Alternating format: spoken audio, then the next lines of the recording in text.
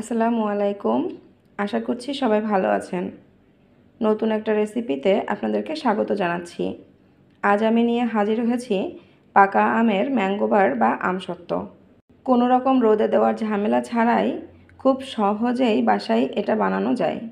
তো কিভাবে এটা বানানো যায় সেটাই আপনাদের সাথে শেয়ার করছি।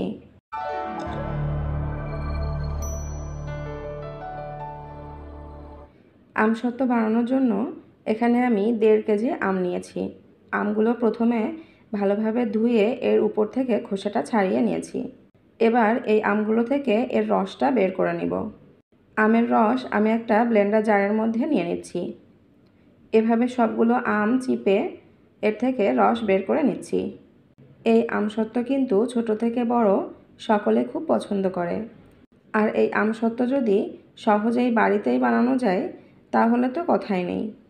আমি আমগুলো থেকে রস বের করে নিয়েছি। এবার এর মধ্যে দিয়ে দিচ্ছি চিনি। চিনিটা আপনাদের স্বাদ মতো কম বেশি করে নিতে পারেন। এবার এটাকে ব্লেন্ড করে নিব। দেখুন আমি ব্লেন্ড করে নিয়েছি। ব্লেন্ড করার সময় এর মধ্যে আমি কোনো পানি ব্যবহার করিনি। এই আমটা এমনভাবে ব্লেন্ড করবেন যেন এর মধ্যে আমের কোনো দলা থেকে না যায়। এখন আমি এই জুসটা দিয়েই আমসত্ত্ব বানিয়ে নেব। আমি চুলায় একটা প্যান বসিয়ে নিয়েছি। এর মধ্যে এখন জুসটা দিয়ে দিচ্ছি। এবার চুলা অন করে মাঝারি আঁচে এটাকে এভাবে অনবরত নাড়তে হবে। এই আমসত্ত্ব বানানোর সময় কিন্তু নাড়ানো বন্ধ করা যাবে না। চুলার পাশে থেকেই একটু ধৈর্য নিয়ে এই কাজটা করে নিতে হবে। প্রিয় দর্শক, আমার এই সহজ আমসত্ত্বের রেসিপিটি আপনাদের ভালো লাগলে প্লিজ লাইক, কমেন্ট ও শেয়ার করে দিবেন এবং আরও নতুন নতুন রেসিপি দেখার জন্য মনে করে আমার চ্যানেলটি সাবস্ক্রাইব করে রাখবেন। দেখুন জুসটা নাড়তে নাড়তে অনেকটা ঘন হয়ে এসেছে।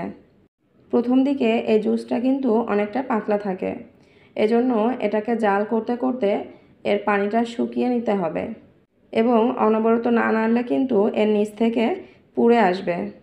এটা যতক্ষণ ঘন হয়ে আঠালো ভাব না আসবে ততক্ষণ এভাবে নাড়তে হবে। দেখুন আম জাল করতে করতে এমন ঘন হয়ে আঠালো হয়ে দলা পেকে এসেছে। এই পর্যায়ে আমি এটা চুলা থেকে নামিয়ে নিচ্ছি। এখন আমসত্ত্ব বসানোর জন্য আমি একটা এমন স্টিলের প্লেট নিয়ে নিয়েছি। এর উপরে আমি সামান্য সরিষার তেল ব্রাশ করে নিচ্ছি। এতে আমসত্ত্বটা আনমোল্ড করতে সুবিধা হবে। এবার আম এর উপরে এভাবে ছড়িয়ে দিচ্ছি। আম দেওয়ার পরে এগুলো চামচের সাহায্যে এভাবে চারদিক থেকে একটু চেপে চেপে ছড়িয়ে নিতে হবে। চারদিক থেকে ঘুরিয়ে ঘুরিয়ে সমানভাবে এটাকে সেট করে নিচ্ছি। এবার এটাকে এভাবে 2 থেকে 3 ঘন্টার জন্য রেখে দিব। চাইলে আপনারা নর্মাল ফ্রিজেও রাখতে পারেন। ফিরে এলাম 3 ঘন্টা পর। দেখুন আমসত্ত্বটা জমে একেবারে পারফেক্টলি সেট হয়ে গেছে। নিচ থেকেও এটা খুব সহজেই খুলে আসছে। এখন একটু কেটে আপনাদের দেখাচ্ছি। আমসত্ত্বটা অবশ্যই ঠান্ডা করেই আনমোল্ড করবেন। কোনো অবস্থাতেই গরম থাকা অবস্থায় এটা এভাবে কাটতে যাবেন না, তাহলে কিন্তু এটা পারফেক্টলি কাটা যাবে না। আমি এভাবে আমার পছন্দ মতো শেপ করে কেটে নিচ্ছি। আপনারা আপনাদের পছন্দ মতো যে কোনো শেপে কেটে নিতে পারেন। দেখুন আমসত্ত্বটার ভিতরে এবং বাইরে খুব ভালোভাবেই জমে সেট হয়ে গেছে। বাচ্চারা আমসত্ত্ব খেতে খুব পছন্দ করে, কিন্তু দোকানের আমসত্ত্ব তো এতটা স্বাস্থ্যসম্মত হয় না যতটা বাড়িতে নিজ হাতে বানিয়ে দেওয়া যায়। আর এই আমসত্ত্বের টেস্টটাও কিন্তু একেবারে অথেন্টিক হয়। আশা করছি আপনারাও বাড়িতে আমার এই সহজ আমসত্ত্বের রেসিপিটি দেখে এটা বানানোর ট্রাই করবেন। শেষ পর্যন্ত আমাদের সাথে থাকার জন্য ধন্যবাদ। দেখা হবে অন্য কোনো দিন নতুন কোনো রেসিপি নিয়ে। সে পর্যন্ত সকলে ভালো থাকবেন, সুস্থ থাকবেন, স্বাস্থ্যকর খাবার খাবেন।